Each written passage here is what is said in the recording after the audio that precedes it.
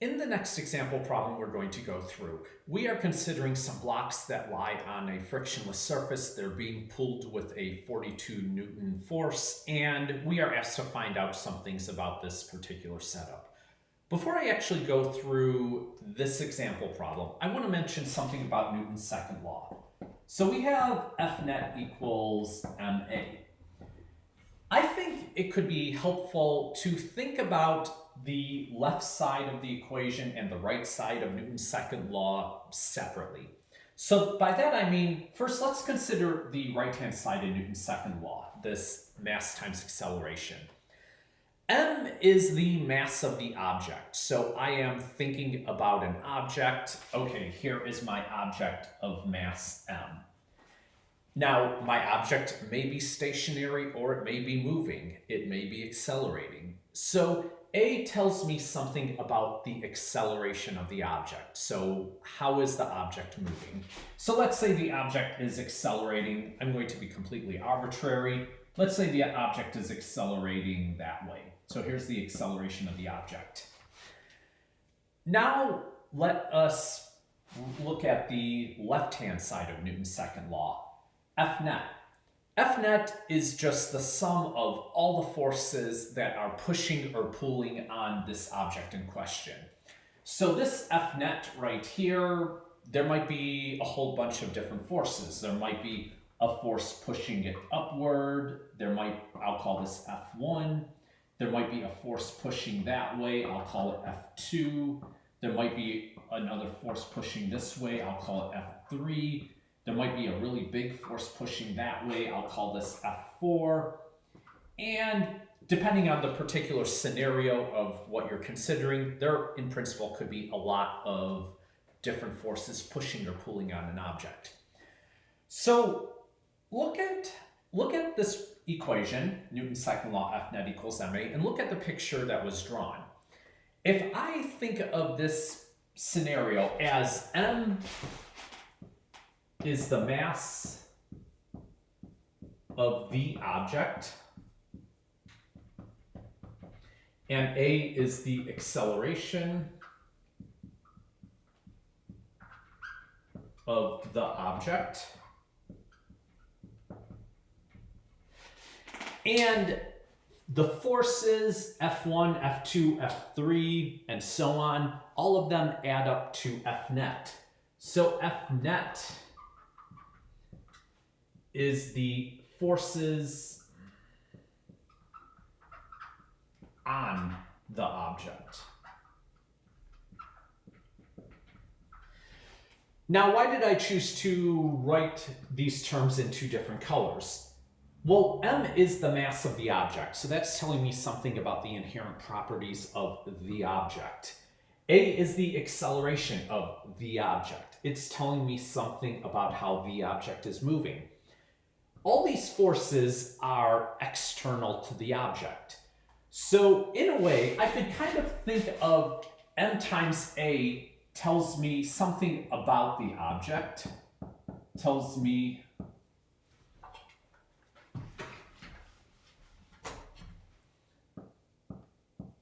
about the object,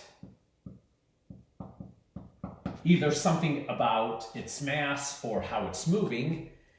And the left-hand side of Newton's second law tells me about what is happening to the object.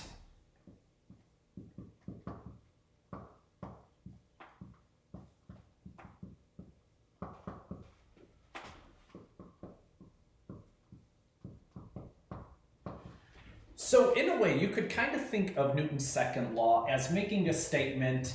The right-hand side of Newton's second law tells you something about the object you are focusing on, and the left side of Newton's second law tells you what is happening to the object you are focusing on from external factors. So if you have your object of mass m, as I said, and this object is accelerating in some direction, this is what the object is, an inherent property of it. This is how the object is moving. Right now we're focusing on the object, and all these other forces are from some external agent that are all pushing or pulling on the object in different ways. So these forces are all external to the object, which is the left side of Newton's second law.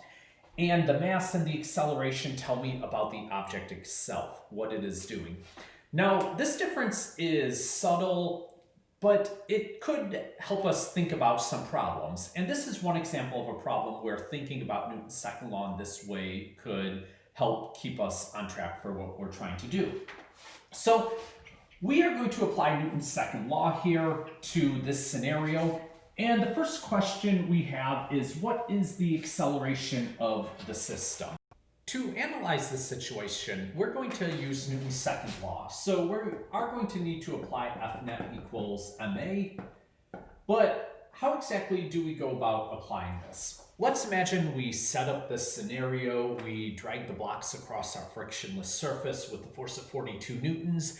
And we measure some amount of acceleration to the right. So here's our acceleration to the right. Now, let's suppose we reset our experiment, but we instead then cut the rope.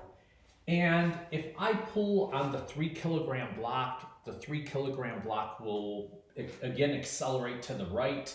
But now, because my pull does not need to drag these 2 blocks along with it, I expect to get a much bigger acceleration than when I was trying to drag all 3 blocks by themselves. So how exactly should I think about what to put in here for m? Let's draw a picture of this scenario. So here are my 3 blocks. Here is my 1 kilogram block. Here's my 2 kilogram block. Here's my 3 kilogram block. There's rope connecting them. And these blocks are being pulled with a force of 42 newtons. So here's my 42 Newton force. And because the weather's getting colder, autumn is coming, Halloween is coming, apple cider, pumpkin spice, let's give them a costume. So here's a costume. The blocks are dressed up as a black bean for making chili with for these crisp autumn nights. Okay, you know that even though you hid the blocks and you cannot see what their masses are, they will accelerate at some rate when you pull on them with a force of 42 newtons. Now, we will pretend this costume is effectively massless. Let's imagine this scenario. Here is a single 6 kilogram block. But we're going to also pull on this block with a force of 42 newtons. And I'm going to give this block a costume. This costume is practically massless. I'm giving it another black bean costume. So I will notice that this single 6 kilogram block will also accelerate at the same rate. Even though I can't see, do I have 3 blocks that add up to 6 kilograms, or do I have 1 block in total that is 6 kilograms? If I apply a certain amount of force to the object under the black bean costume, I get a certain amount of acceleration. So from where we're standing, we apply a force, we observe an acceleration.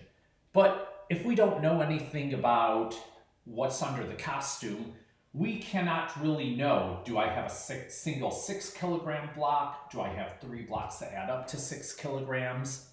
So I could kind of think of all of these forces, the force that is dragging these blocks along, they're pushing on each other, holding the one block. I think of these as internal forces.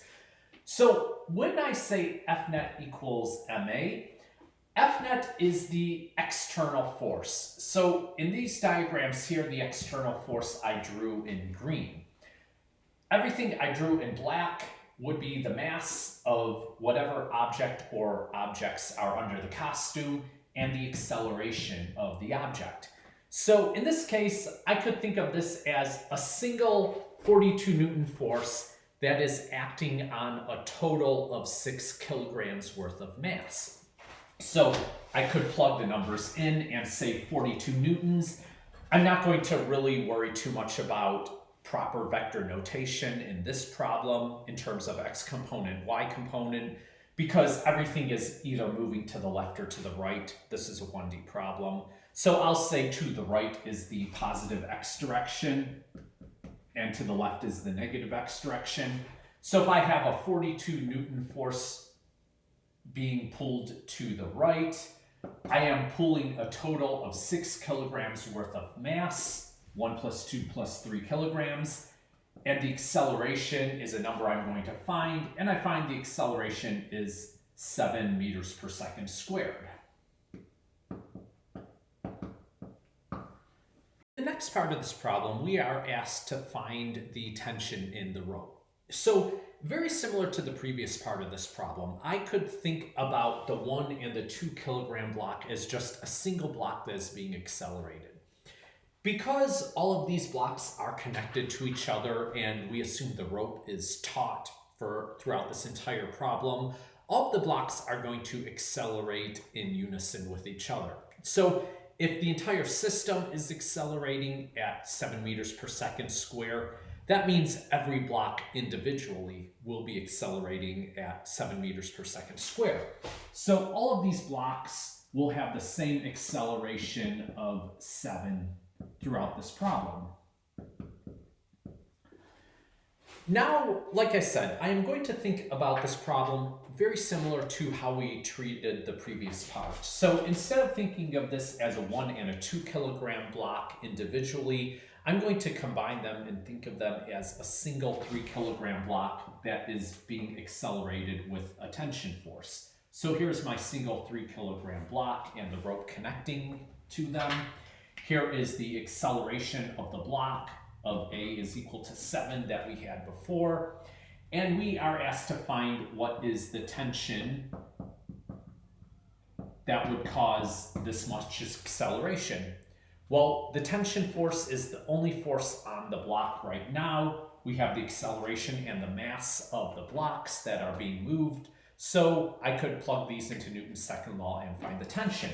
So if I say F net equals MA, as I always do, then I could say here the only force is the tension force. So tension force is equal to the mass times the acceleration.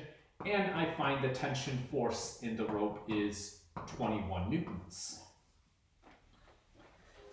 For the final part of this problem, we are asked what is the force that the 1 kilogram block exerts on the 2 kilogram block. So to address that question, let's think about the discussion we had before we started solving this problem. At the beginning of this discussion, we wrote Newton's second law, and we said we could think of it as the right side of Newton's second law talks about an object that we are interested in. M is the mass of the object that we're interested in, and A describes something about that object's motion, specifically the acceleration. The left side of Newton's second law is all the forces that are acting on this object. So I kind of think of it as the right side of Newton's second law tells me about the object, inherently what is the mass of the object, how is the object moving. The left side tells me about things that are external to the object but happening to it. So all of these forces are external to the object I'm interested in. So I could in principle have lots of different forces all pushing and pulling on this object in different directions. All of these forces are external and they cause this object of this mass to acquire this object with that acceleration. So the way this question is phrased, what is the force that the 1 kilogram object exerts on the 2 kilogram object? M and A will be telling me about the 2 kilogram object in this problem. So this is of the 2 kilogram block. And F net is the force exerted on, so exerted from somewhere else onto that 2 kilogram block. So F net will be the force from the 1 kilogram block. Now, at this point, I can think about Newton's second law. We are talking about the 2 kilogram block. So the force that the 1 kilogram block exerts onto the 2 kilogram block. So I will write this as the force on the 2 kilogram block, F on 2 kilogram block. There are presumably no other forces that are important acting on the 2 kilogram block. Yes, if you have already watched the third video in this chapter, you know there is gravity, normal force, all that stuff, but we're ignoring that for this example. The force on the 2 kilogram block will be my F net. The mass of the block we are interested in knowing about, and knowing something about its motion, its acceleration, is the 2 kilogram block itself. So this would be a mass of 2, and the acceleration of this block was 7. So from here, the force on the 2 kilogram block, force on the 2 kilogram block is equal to 14 newtons. Now, we are completely done at this point with this question. There are, in principle, other ways we could have gone about solving this question. So here is one example of how I could also think about this question. So I know from Newton's third law that for every force there is an equal and opposite force. So if I know that the 1 kilogram block pushes the 2 kilogram block to the right with a force of 14 newtons, there must be an equal and opposite force. So there will also be a 14 Newton force of which the 2 kilogram block pushes the 1 kilogram block to the left. So this is the force on the 1 kilogram block from the 2 kilogram block. Now, if the 1 kilogram block is feeling a tension, the rope is pulling the 1 kilogram block to the right with a tension of 21 newtons. The rope is also tied here to the 3 kilogram block, and the rope could be thought of as exerting a 21 tension force on the 3 kilogram block. Now, at this point, let's look at everything, look at all the forces. We can look at each block individually and verify that the acceleration of every block is going to be 7. So if I want to look at all the forces on the 3 kilogram block first, I could look at the 3 kilogram block only. And again, I want to emphasize I am already done with this problem. I am just now knowing what I know, looking at all the numbers we have solved for. We're just going backwards to demonstrate another way to think about this problem and verifying that everything we got is correct. So instead of thinking of this 42 Newton force pulling a total of 6 kilograms of mass, I'm going to think about this 42 Newton force tries to accelerate the 3 kilogram block to the right. This 21 Newton force of tension will be working against this 42 Newton force. And so if I have a 42 Newton force pulling this 3 kilogram block to the right, I have a 21 Newton force of tension that's opposing this pull. I could, when I apply Newton's second law, 42 is in the positive direction, so I'll have plus 42 minus 21. 21 is negative because it is to the left.